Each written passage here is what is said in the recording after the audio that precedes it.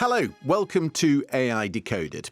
Two battles this week, thousands of miles apart, that could well shape the future of artificial intelligence. First, the courtroom drama in Oakland, California. Elon Musk accused Sam Altman of stealing a charity. The world's richest man said he had donated nearly $38 million to OpenAI on the basis it would be run as a non-profit for the good of all humanity. Instead, Altman commercialized it and built it into a company worth $1 trillion. The jury ruled against Musk, not because he was wrong, but because in their view he'd waited too long to say so. In the final days of that hearing, Musk abandoned the court and headed for Beijing to join President Trump at his high-stakes summit with President Xi. Because while the court case was important to who controls and steers the most powerful AI companies on Earth, the bigger battle, in China, was over who controls the chips that power AI itself. Darryl Flack is a government advisor on cybersecurity. He spent 25 years defending the UK's national interests, and he is the co-founder of Avella Security. Nina Shang has written several books on the AI industry in China, Red AI and the US-China tech war, and also with us our regular co-host Dr. Stephanie Hare, author of Technology is Not Neutral. Welcome to you all. Darryl, Sam Altman is now free to cement his commercial control of OpenAI, which appears headed towards one of the biggest IPOs that we've seen. The company is free to pursue a data center expansion that could cost hundreds of billions of dollars. So on the face of it, this verdict in Oakland, California this week was hugely consequential. Absolutely. I think it was a win-win all round for Team OpenAI. I think Musk was looking for $150 billion in damages. He was looking to have Altman removed from the board, and he was looking to unwind all of that commercial structure around that, and he failed on all of those counts. Now, that doesn't mean that OpenAI wasn't guilty. It just means by the statute of limitations, Musk left it too late to take it to court. So overall, if you're Sam Altman right now, you're sitting in a very good position and you're quite happy with that outcome. He says he will appeal. And maybe he does have a case, because we know that they did create this commercial arm which has become hugely profitable.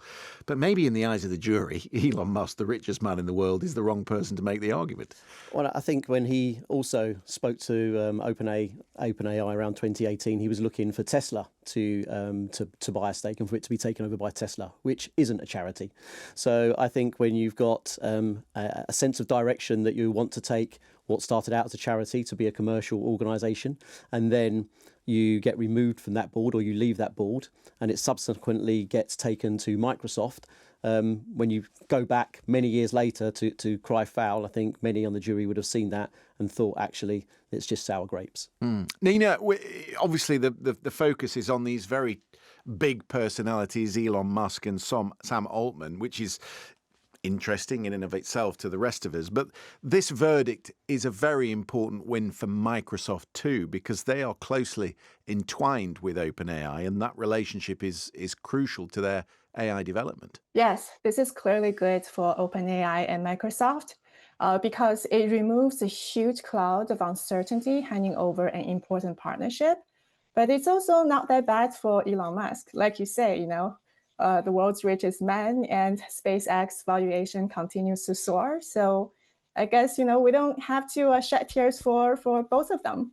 Now, that's a really interesting point. I think the industry writ large, Stephanie, sometimes tries to portray this united front when it comes to AI, to safety, to research, to inclusivity. But this case served as a very powerful reminder to all of us that AI giants are not charities. They're not there for the good of humanity. They are in it for the money, and it is fierce competition.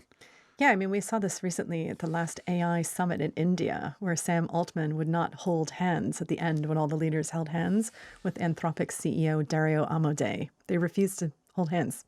Yeah. They couldn't even do that.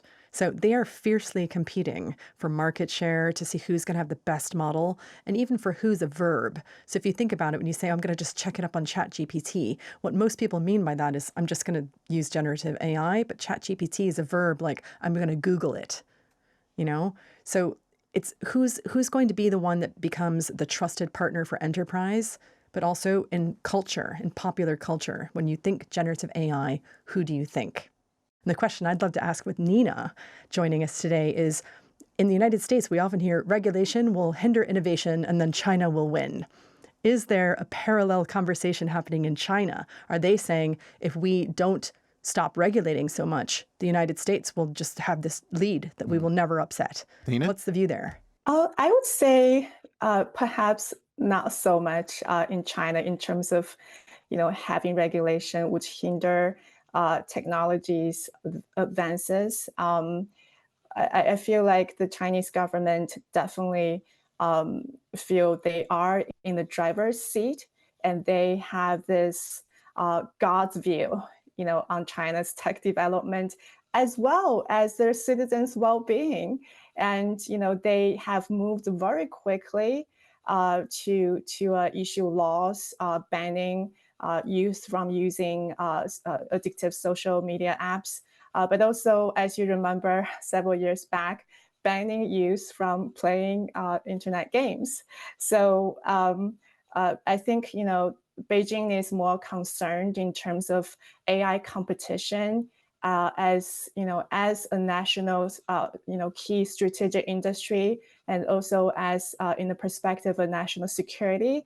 But regulation, they feel, is not something that hinders development, but rather could overall improve society well-being.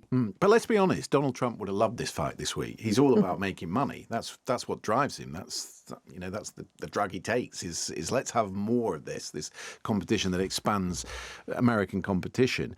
Except there are more than 60 loyal allies who've written to the White House this week within the MAGA movement, and Steve Bannon is one of them, saying that he wants more rigorous testing of the sort of pre-flight models of AI because they pose such a risk. So it seems to me that while Trump is driving the commercialization of the industry, the White House policy on this is at odds with the MAGA base. There's a deep, deep irony here, which is that the company that's probably the leading AI company in the United States on AI safety, which is Anthropic, was itself declared a security risk, a supply chain risk by Donald Trump, right? And that was the first company that was in the U.S. classified systems. It's being used in Iran, et cetera. Still being used right now, because you can't just pull that stuff out just because somebody wakes up one day and decides to declare you a supply chain risk. But what's also really interesting and perhaps explains the change in position of Steve Bannon and other Trump advisors is that Anthropic itself had to convene a group of other tech companies and say, we have created something called Mythos, which is so powerful and so dangerous that it could reveal all of the vulnerabilities that everybody's got around the world. We're talking banking, we're talking utilities, we're talking weapons, and we can surface those errors before people have a chance to patch them. So this is the nightmare scenario. So it was a private company, Anthropic, that convened this meeting, has been very Not safely. the regulator. Yeah, they were doing a regulator's Might have a job. commercial interest for doing that. Exactly, but they were doing a regulator's job, and the deep irony is they were doing it while themselves being declared a supply chain risk by the White House. But suddenly we're all talking about Claude and Mythos, and as I say, you fly a kite saying this is dangerous, this is far-reaching. Great marketing tool. It's a great marketing tool, yeah. But do you buy into some of that, the concerns? I think there's absolute concerns there. I think AI is going to change the landscape when it comes to identifying vulnerabilities and how you patch them. Absolutely, it is going to create a much faster time frame for organisations to be able to be aware and to enact some of the changes they're going to need to change. But I think doing what they did and inviting only the cool people in the tent, they chose the tech companies of the products that they wanted to have in their group. And whilst you could say that it's altruistic that they're trying to protect the world, equally they're trying to create a top tier of tech companies that have this information that can patch vulnerabilities the fastest. So where does that leave anybody who's not at that top table? Anyone else who wants to create critical products? infrastructure for a start. Absolutely. Yeah. If OpenAI was launched for the good of humanity, there's clearly a long way to go to convince the public that that's what AI companies are doing. Axios published a poll this week which tells us fundamentally people are turning against AI. Over 70% of Americans think it's moving too fast. Negative views have doubled in just 3 years. only 18% of young people say they feel hopeful about it. If AI were a candidate for political office, says Axios, it would be losing in a landslide. And this court case ain't going to help. No. I mean, it is interesting that many of these AI companies, their CEOs have been writing these very long essays that they'd like to publish to great fanfare, saying we're going to wipe out most white-collar jobs within 18 months, 2 years, tops, and then expect people to be happy about that news, right? And in the United States, there's another exacerbating factor, which is if you go to university there, you could very conceivably walk out with a six-figure debt. So you've got to get a job and start earning and paying off that debt straight away. So no, you're not going to enjoy AI, which yes, may have helped you with your homework or something that's convenient or a bit of fun making memes. But if it's making it where you can't have a career path and you can't imagine ever being able to afford a home, have a family, like not being able to earn makes people feel very insecure. So they make different decisions. We've seen that, particularly with this younger generation. They already weren't feeling hopeful. And now we've added this. Can I show you all this? This is a clip that went viral this past week. It features one of the guest speakers at a graduation ceremony at the University of Central Florida. And she began by telling her students that AI will be the next industrial revolution. Just watch the reaction. The rise of artificial intelligence is the next industrial revolution.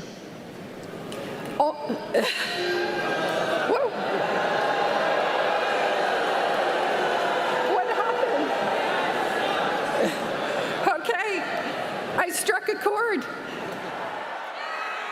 So today we stand on this edge of another technological transformation, one that will be larger, faster, and more consequential than what came before. It will touch every profession, every classroom, every hospital, every laboratory, every person, and every relationship you have. I know what many of you are feeling about that. I can hear you. There is a fear. There is a fear in your generation that the future has already been written, that the machines are coming, that the jobs are evaporating, that the climate is breaking, that politics is fractured, and that you are inheriting a mess that you did not create. And I understand that fear. Does that surprise you that they all boo? Not really. I think this is a booing AI. I mean, it's amazing from a generation that has embraced technology. I think it's a clear case of Turkey is voting against Christmas. I think they can see what's coming. And if we look at employment and youth unemployment, as Stephanie's touched on in the UK, is very high. And what that's meaning is that when the cost of employing people is expensive, the cost of employing young people who are unskilled and untrained at the corporate and enterprise level, you're going to choose potentially AI to fill those junior roles, to do that research, to do that analysis. And the students that, as you say, have been using that to help them in their homeworks, to help them in their dissertations, they know how valuable it can be. Once they get into that workplace, they're finding that there isn't any jobs for them because it's being supplanted by AI, or the cost of employing people at that level is just too high. We have an audience question. Keep your emails coming and your questions. AI Decoded at bbc.co.uk. This one's from Patrick in Minnesota on a similar theme. He says, how do we reconcile AI optimism with the realities of current policies which frequently prioritize economic growth over human enrichment? So I would love to take this first. Loving the beautiful state of Minnesota. So thank you very much for the question. We have to ask ourselves, I think, what does good AI look like? I don't think we would want to go back, just like we can't, not use the internet anymore. We can't unuse AI. It's here. We want AI in areas where it's really appropriate. And I'm thinking specifically of places like in healthcare. It's helping doctors, it's helping nurses, and that helps patients. None of us would want that to go away. If anything, we want to go really hard on that. Also, because healthcare is a highly regulated sector. So if you're using AI, it has to be safe and accountable, right?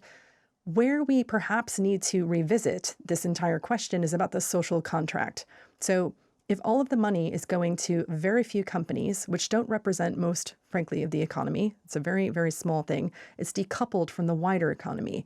That is not helpful for the wider society. If it's affecting young people, if it's causing AI psychosis, if it is leading to greater misinformation and disinformation, which interferes with our democracies, then we need to crack down on it. So the question is, are our existing laws sufficient and fit for purpose and just need to be reinforced, or do we need new legislation and regulation? It's worth saying, Nina, that negative AI sentiment is a real liability for these AI labs because they need data centers to run their models. Those data centers need to be built somewhere in communities connected to power grids. And suddenly, because of the negativity, communities are starting to fight back. So planning applications are being blocked. And ultimately, this is a restriction, is it not, on compute power? So they have to win this PR battle with the public. Otherwise, they're doomed. Yeah, but I think a good contrast is think about, NVIDIA's CEO, Jensen Huang, also did a commencement speech. And of course, he talked about AI a lot during his speech, and he wasn't booed. I think, if you look at the kind of the positioning of his speech, he represented AI more as an opportunity, but also as a change in how future work will be, different from what we get used to in the past. So he mentioned, plumbers, electricians, those are new careers young people could consider. But, he wasn't focused on the aspect of AI replacing entry-level jobs. So you're right, and I agree with Stephanie a lot on her points about regulation. The technology is indeed moving so fast beyond the society and regulators and governments can prepare for, the very significant challenges and risks. So it's definitely not, it's the same challenge for both China and the US. Even though China has implemented a lot of regulation, it faces the same fundamental challenge that there's no answer for. Well, compute power and data centers is precisely what brings us to our second story, because thousands of miles away from Oakland in Beijing, two countries have been fighting over exactly that. Trump and Xi met in Beijing alongside Jensen Huang, who Nina was just mentioning, the CEO of NVIDIA. And Trump has approved limited sales of NVIDIA's H200 chips to 10 Chinese firms. On Air Force One on the way home, Trump told reporters that he had discussed, and I quote, the guardrails for AI with President Xi. Sir, can I ask you two on technology? First, computer chips, advanced computer chips like the H200s that Jensen has. Did that come up at all with Xi? It didn't come up, but as you know, Jensen was there. He's an amazing guy, NVIDIA. And he would be inclined, they have much higher level than the H200. But the H200 is good. China needs it. And so, yeah, it came up. They haven't bought it. We haven't bought it, no, because they chose not to. They want to try and develop their own. But it did come up, and I think something could happen on that. Okay. And then on artificial intelligence, have quite a bit higher level. But the H200 is it's a great chip. And then on artificial intelligence, what is it that you want to get done? Did you bring up? We did. We talked. We're leading by a lot, but they're second, and they're very strong. And we talked about possibly working together for guardrails. And what kind of guardrails? The standard guardrails that we talk about all the time. AI is fantastic. So many things can happen in terms of health, and medicine, and operations, everything. Military, and so many things can happen, but it's also got some drawbacks. Nina, what's actually going on here? Well, what's going on is that Washington still lives under the delusion that it can cripple China's AI development simply by restricting access to advanced chips. But the moment China decided to build its own self-reliant AI tech stack, including its own chips, software, cloud infrastructure, and supply chains, that ship had already sailed, and there's no turning back for China. And the fact that China looks likely to not buy the approved H200 chips anyway shows that Beijing is fully dedicated to a future not dependent on NVIDIA or the American AI ecosystem. Yeah, that's really important, isn't it? Because Trump approved the H200 chip sales in January to these Chinese firms, Alibaba, Tencent, ByteDance, JD.com, Lenovo, and yet nothing's been shipped. The Chinese said no thanks, and they're pushing all the effort towards their own domestic chip manufacturing. Yeah, for sure. You can think about the U.S. restrictions on Chinese technology really began escalating during Trump's first term around 2018. So Beijing has had years of warning that dependence on American technology could become a strategic vulnerability. So those restrictions absolutely hurt Chinese tech companies. Let's not forget, Huawei was once one of the world's dominant AI infrastructure companies, and its smartphone chips were globally competitive before U.S. sanctions suddenly cut off access to advanced manufacturing. So from Beijing's perspective, the lesson was very clear. Any critical dependence on foreign technology could eventually become a liability. So that's why China has spent years aggressively pursuing supply chain independence in chips, AI, infrastructure, and software ecosystem. So, this ship has sailed, and there's definitely no going back. Can we talk about the chips? They are supplying the Americans the H100 and the Blackwell series, which are the sort of lesser model. What does that actually mean in practice for China's ability to compete? Because the H200 is commonly perceived around the world as the best chip, which they don't have. So does America still have an edge in development?